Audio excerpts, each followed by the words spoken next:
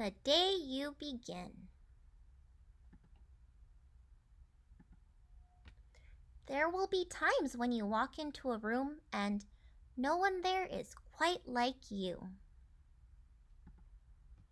Maybe it will be your skin, your clothes, or the curl of your hair.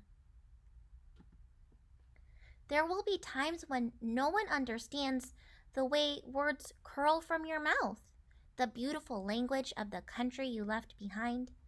My name is Rigoberto. We just moved here from Venezuela. And because they don't understand, the classroom will fill with laughter until the teacher quiets everyone. Rigoberto from Venezuela. Your teacher says so soft and beautifully that your name and homeland sound like flowers blooming, the first bright notes of a song. There will be times when the words don't come. Your own voice, once huge, now smaller when the teacher asks, "What did you do last summer? Tell the class your story." "We went to France," Shayla says. "These shells came from a beach in Maine." A boy named Jonathan holds out a jar filled with tiny shells so fragile they look like they'll turn to dust in your own untraveled hands. "My whole family went to India, Spain, South Carolina." Each souvenir a small triumph of a journey. Their travels going on and on. And as you stand in front of that room, you can only remember how the heat waved as it lifted off the curb, and your days spent at home caring for your little sister who made you laugh out loud and hugged you hard at nap time. You can only remember the books you kept on reading long after she had fallen to sleep.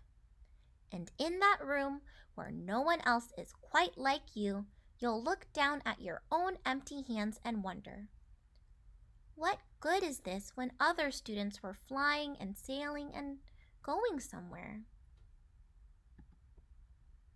There will be times when the lunch your mother packed for you is too strange or too unfamiliar for others to love as you do. When even your own friend Nadia will wrinkle her nose and say, "What's in there anyway?" And you'll wonder how she doesn't see the rice beneath the meat and kimchi.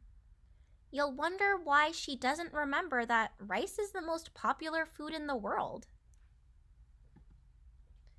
There will be times when the climbing bars are too high, the run is too fast and far, the game isn't one you can ever really play. "I don't want him on our team." You can watch. Maybe you can have a turn later. There will be times when the world feels like a place that you're standing all the way outside of. And all that stands beside you is your own brave self, steady as steel and ready, even though you don't yet know what you're ready for. There will be times when you walk into a room and no one there is quite like you until the day you begin to share your stories. "My name is Angelina, and I spent my whole summer with my little sister," you tell the class, your voice stronger than it was a minute ago. "Reading books and telling stories, and even though we were right on our block, it was like we got to go everywhere."